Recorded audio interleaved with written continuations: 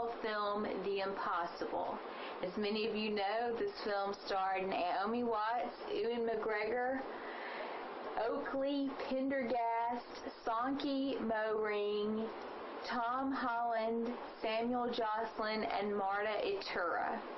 It was directed by Juan Antonio Bayona, writer Sergio G. Sanchez and Maria Bellon, cinematography Oscar Fora, music by Fernando Velasquez, and it was based on a true story. And that particular story is that this family, a mom and a dad and 3 boys, are vacationing, and a tsunami strikes.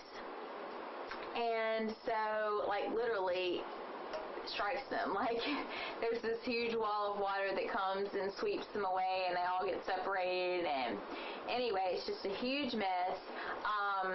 And so it's a story of, you know, whether they survive or not, how they survive. I'm just going to jump right into performances here, as we usually do here at Movie Reviews. I'm Margie. Naomi Watts, good job. Really lovely performance. I was expecting a little more emotion out of her on a couple of her cry scenes, but I don't know if that was her or that was directing. I would lean more towards her, though, because Ewan McGregor had some cry scenes that were, like, all full out great. I thought she gave a really great performance, and she did a lot of good things emotionally. Her pain scene, she gets injured pretty severely in the tsunami, very believable. All great. I mean, what you would pretty much expect from somebody that had just been through that. Moving on to Ewan McGregor, great job. Great job. He didn't really have that big of a role, and he didn't have a lot of dialogue, but great job. There's this one scene especially where he's trying to find his family, and he gets to borrow somebody's cell phone. If you've seen the movie, you know what I'm talking about. Oh my goodness. Woo. Wow. Like, no lie. His cry scenes, so good. I was like, oh man. I mean, seriously. I mean, I didn't cry, but, like, I'm sure you've all seen, like, the cry scene where you're like, dude, he's legit. Like, that is no joke. It was one of those. And I've heard so many people, too, say that he totally got robbed in, like, the Best Supporting Actor category.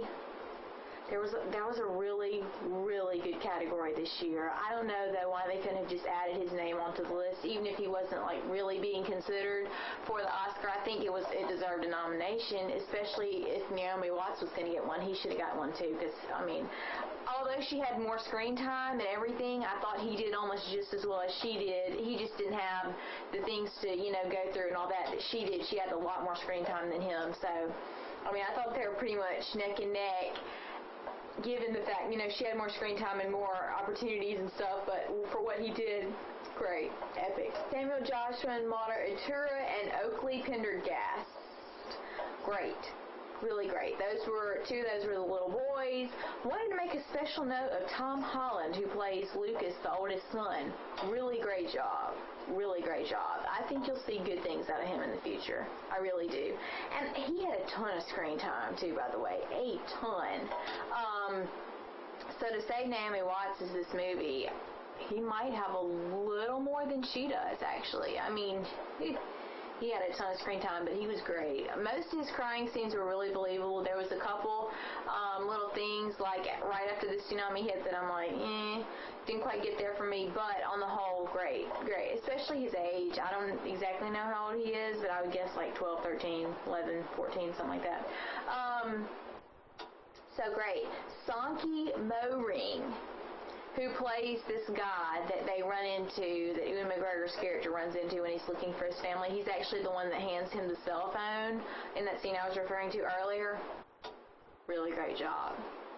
Really great job. Totally bought all his emotions. It's one thing to say you're a supporting actor, come in, ball, and get out, you know, and it's another thing to say you're a supporting actor, come in, and be legit. And he was so, like, I bought all of it. He was really great. Really small role, not a lot of places to go with it, but, you know, he had that one moment where it's like, Here's your chance to shine. Totally capitalized on that. So did Ewan McGregor. So I give them total props for that. The directing for this film I thought was really lovely. I thought the director did a pretty good job. Not ridiculously epic, but I will say this.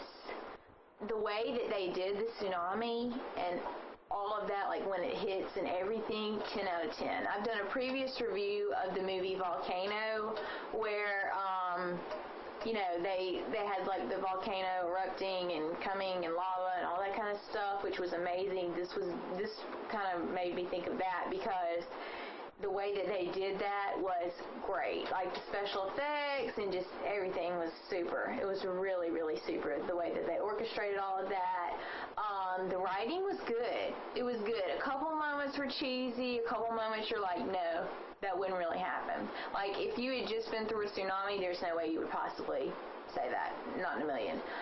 But there were only a few of those, thank goodness. Cinematography was good. There was a few I guess still shots, if you want to say, between the scenes, they here's a plant, okay, here's a crab, I'm like, no, we need to kind of cut this out. And with the shaky cameras, I don't know, something about, the cameras where you're just I don't know, you're the camera guy is just all over the place. It kind of bothers me. Some of that's great, especially when you're doing action. There's some scenes at the beginning that were supposed to just have been standard scenes, and the camera's going everywhere. I'm like, dude, is your cameraman drunk that he's staggering so badly? I didn't really care for that.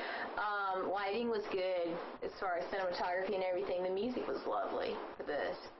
Perfectly appropriate in every spot, went perfectly with the film. Great job, Fernando Velasquez. I kind of didn't get the title for this one, guys. Did y'all? Let me know in the comments if you've seen this movie. I just kind of thought that I don't know, was what's the impossible, was that the impossible thing supposed to be surviving the tsunami or reconnecting, or I didn't quite get the title.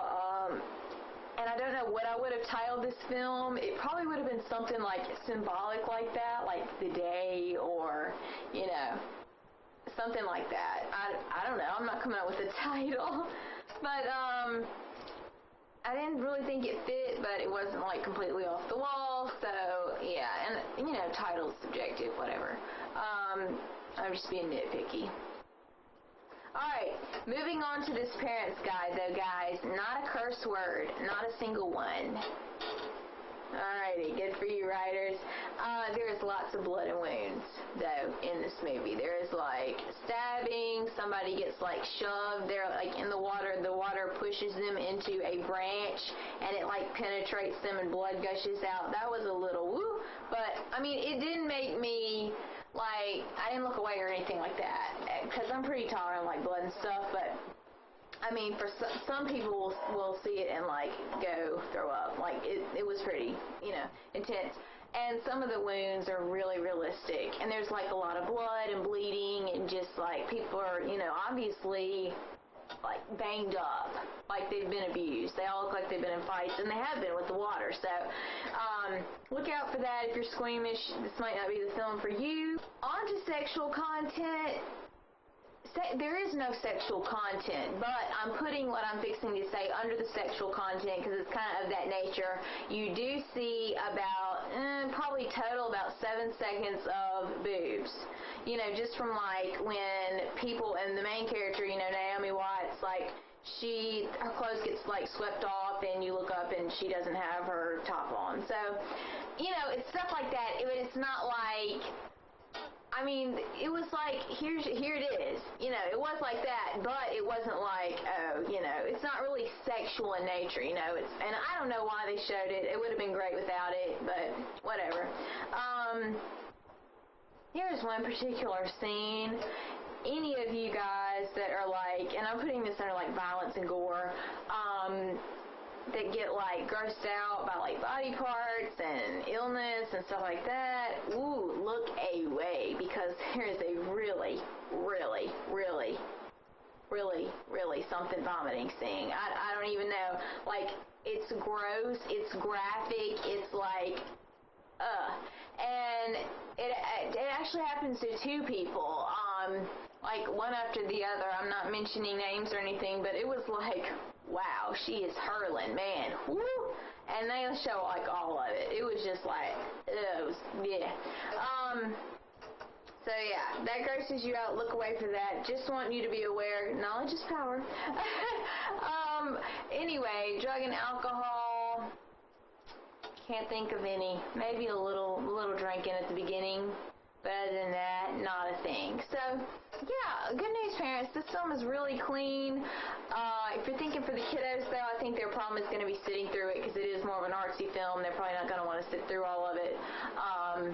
But as far as content, other than the nudity, yeah, pretty clean, real clean. And you know, if the violence and you know, like gore, gaseous wounds, that kind of thing bothers you, this isn't going to be the film for you. It doesn't really bother me. Especially, it didn't bother me at all in this film, so I don't know. But yeah, guys, let's see. I gotta give this one a rating. Oh man, 3 out of 5 stars. I thought they did a great job. I thought the story was good. I thought it went a little long, but it wasn't draggy. And I thought all the actors were good. I thought everything was good about it. I would say this was probably a lower budget film, though. I don't know why I would say that, because it just didn't look like it was really that, like, expensively made, I guess. But I would give this one between maybe probably 3.5 out of 5 stars, as I said. But watch it again. Maybe in a long time. Like, it'll be probably 10 years before I'm like, oh, I want to see The Impossible again. Like, it's not going to be one I like seek out, but if it's on TV, I might, give it another go. Which, by the way, if you've seen any of my previous reviews, the ones that I'm like, watch again, no, that like includes like TV, Friends, all that. I would just be like, hey, sorry, I'm not coming over because I don't want to. I mean, I wouldn't be like that, but do you see what I'm saying? Like, I wouldn't even watch it if it was like on a screen in front of me. This one's not like that. If I was like, if it came on TV and I had nothing to do and yada yada yada, I'd probably sit there and watch at least part of it again. But it's not one I would seek out actively to be like, oh, I gotta see this movie again. Anyway, guys, let me know what you thought of The Impossible. Did you think Naomi Watts deserved her nomination? And if you did you think she deserved the win? And did you think Ewan McGregor was ousted, or you didn't? I don't know. What did you think of his performance? And let me know in the comments. I'd be really interested to hear what you guys have to say. And thank you so much for checking out my review of the 2012 film The Impossible. I'll talk to you guys later.